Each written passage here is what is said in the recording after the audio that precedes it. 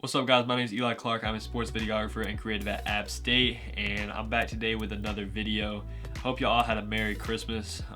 But yeah, we're gonna get into this video, and I'm gonna be giving y'all what I think are the best cameras that you can have for sports videography going into this new 2024 year.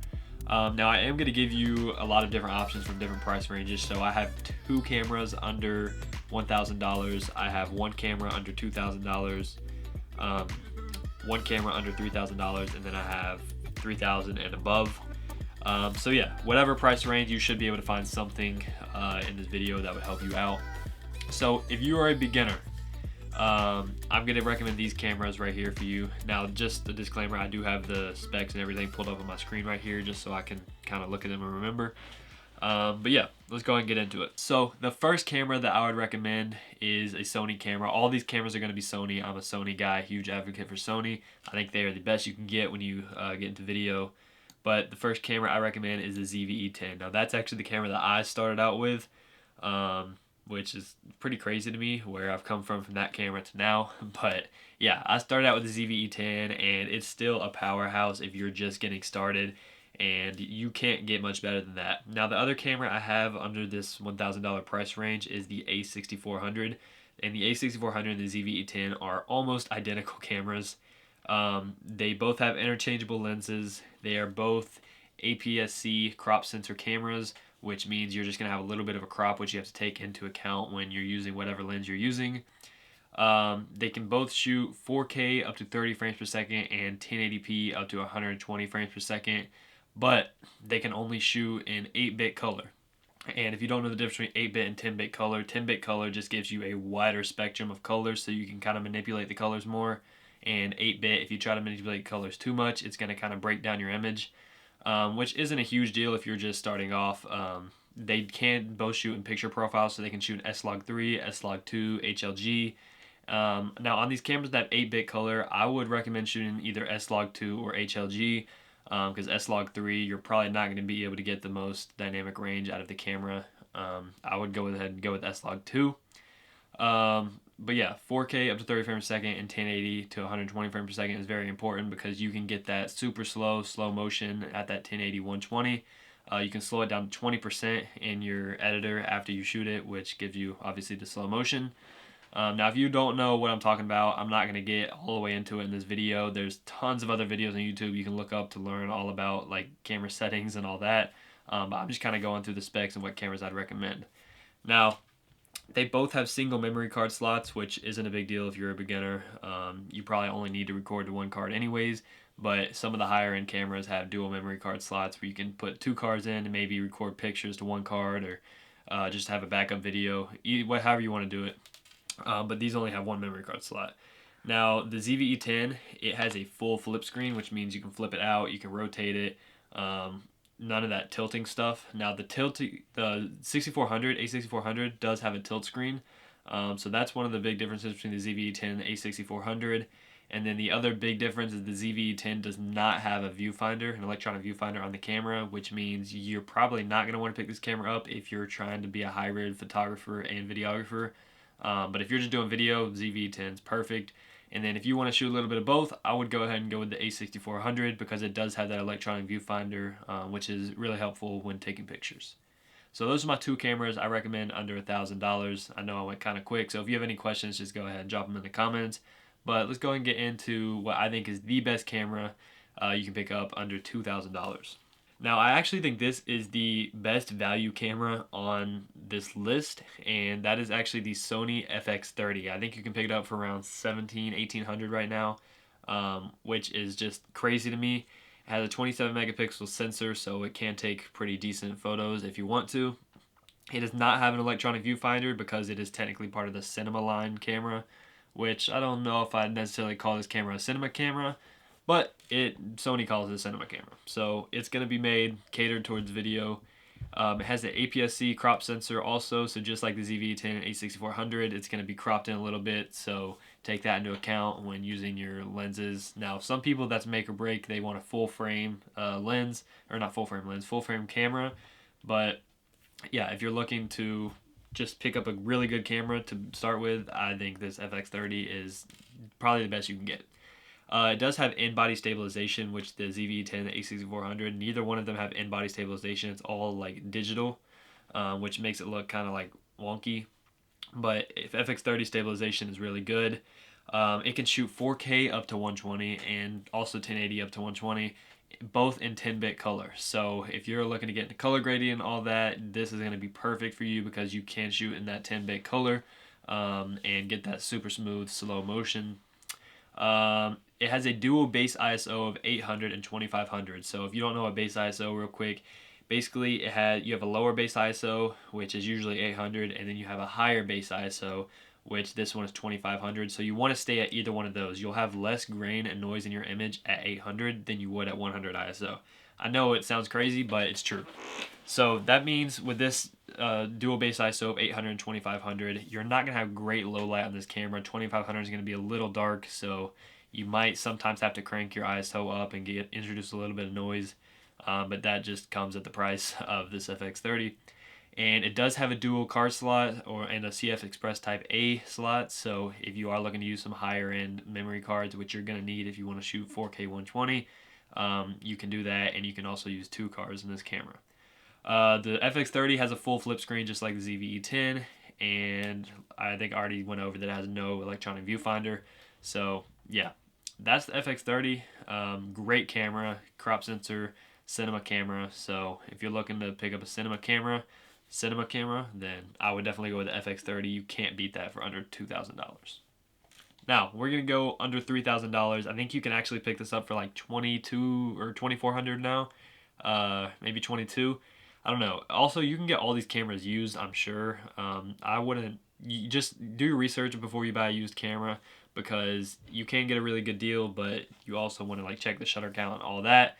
But under $3,000, the best camera I think you can go with is the Sony a7 IV. Now, this used to be the a7 III, but if you were going to pick up an a7 III and you're doing video, I would just go ahead and get the FX30 if I were you. The a7 III is a full frame camera, but I still think the FX30 beats the a7 III. So for the a7 IV, it has a 34 megapixel sensor, which means this camera is elite for photos. So if you're a hybrid shooter, if you want to shoot video and photo, the a7 IV is probably the best camera on the market you can get right now, besides like the A1 or something like that, which is like $7,000. So I would go with the a7 IV. 34 megapixel sensor, full frame camera, so you don't have to worry about that crop. You can crop in if you want to, but it is a full frame camera. In-body stabilization, like I said, it's not like digital like the ZV-E10. It's a great hybrid camera, I already said that.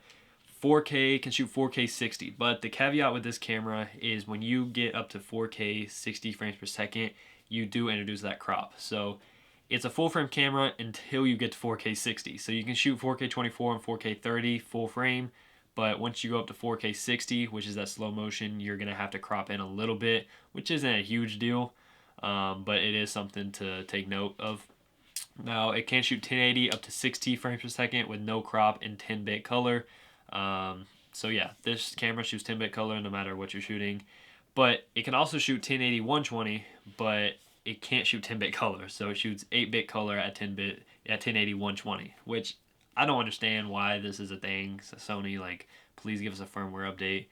But I guess that's just kind of separating it from the A7S III and the FX3. But yeah, I don't like it, but I've never had a big deal with it. I think 60 frames per second is plenty for most of the stuff I do. Dual card slot, which means you can record on 2 cards. And I'm actually recording on the a7 IV right now. I forgot to mention that. So yeah, you can see kind of the quality, how it looks. I'm shooting in 4K 24 right now. So yeah, I think it looks great. Has a dual base ISO of 800 and 3200, so that second base ISO is higher than the A7, or not A7, the FX30. So that means that it's going to be way better in low light, well, not way better, but better in low light, and it has a full flip screen, so just like the ZV-E10, just like the FX30, has that full flip screen, which is very nice. It does have an electronic viewfinder, which once again makes it a great hybrid camera for photo and video. And then the one downside to the a7 IV, besides it not being able to shoot 1080, 120, and 10-bit color, is that when you get up to 4K 60 and you're recording for a long period of time, it does deal with overheating. Now, there's ways to get around this. There's fans you can buy for the camera, all this stuff. But sometimes people just don't want to deal with that. I don't want to deal with that. But yeah, overheating in 4K is a thing, and unfortunately, it's just something you're going to have to deal with. But there are ways around it. So the A7 IV, great camera. Like I said, I own it. I'm shooting on it right now. And yeah, it's great. Now, the last camera above the $3,000 price range, it comes in at around $4,000 after tax and all that. My favorite camera for sports videography is the FX3. Now, before y'all are like, oh, okay, but the FX6 is definitely better. For sports videography, I'm taking the FX3 over the FX6 every day of the week. And I'm going to give you the reasons for that. Now, I actually just picked up an FX3, so I'm so fortunate to have this camera. It's amazing. It has a 12 megapixel sensor, so while it can take photos, they're not going to be great. They'll still look good, but this isn't a photo camera. If you picked up the FX3, you are video. Full frame camera, obviously. In-body stabilization, 4K 120, 1080 120, all in 10-bit color. Now, here's where I think the FX3 is a little bit, takes the cake over the FX6 for me. So the FX6 in 4K 120 cannot record audio. Now, usually that's not a big deal. If you're recording super slow motion, you don't need to capture audio. But when you shoot sports, most of the time you're shooting in either 60 frames per second or 120 frames per second while you're shooting game action, and you want to have audio. You want to be able to pick up if a player talks to the camera. You want to be able to pick up the crowd noise. So having audio for sports videography and having like that capability is just a game changer for me. Personally, I'm a big audio guy. I'm a big believer that audio makes or breaks a video. So for me, the FX3 just makes more sense than the FX6. Now, the FX6 does have those internal ND filters, which, yes, is very nice. I'm not going to deny I really wish this camera had internal NDs, but that comes with the camera being the size that it is. I mean, it feels great in hand. The FX6 is also big and bulky, so it's not ideal to like carry around and transport. But yeah, that's the audio thing is why I choose the FX3 over the FX6.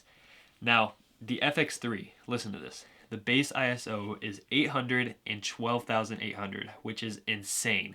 Like, this camera can see better in low light than my own eyes can. And so what I usually do with the FX3 is I'll shoot at that 12,800 base ISO, and I'll just throw an ND filter on and just adjust the ND filter to correct my exposure. Because when you can't shoot at 12,800, I mean, why not? Unless you're in really bright daylight, then maybe I'll bump down to 800. But for the most part, just keep the camera at 12,800 and throw an ND filter on there. It's crazy, the low light capabilities of this camera. This is probably the best camera at low light that you can pick up on the market. Now, this camera obviously does have dual SD card slots, and it also has a full flip screen, which I can show you here. If y'all don't understand what I mean by that, you can see it flips out and flips around so you can record yourself or whatever if you want to vlog. I don't know why you pick up this camera to vlog. But yeah. What else? Oh, it comes with a built-in XLR handle, so I don't actually have the handle with me, but the XLR handle goes on top of here, and you can have XLR audio right into the camera, dual XLR ports. So that's also big for me. Once again, the audio thing. No electronic viewfinder, as you can see. So if you want to take pictures, obviously there's no electronic viewfinder. You just have to look straight at the screen. No overheating. This camera does not deal with overheating at all. Even in 4K 120, maybe if you have it in like 100-degree temperatures, which then you're going to be overheating. So yeah, overheating, not an issue on this camera. And that's basically all I have. So yeah, my pick for the best camera for sports videography is going to be the FX3. Some people would say the FX6 just because of those internal NDs and a couple other features it has. But I'm totally content with the FX3. I will have a link to all these cameras in the description below if you want to check them out. But yeah, if you have any questions, let me know. You can DM me on Instagram, leave them in the comments. And I hope y'all enjoyed the video. Hope it helped you out. And I'll see you on the next one.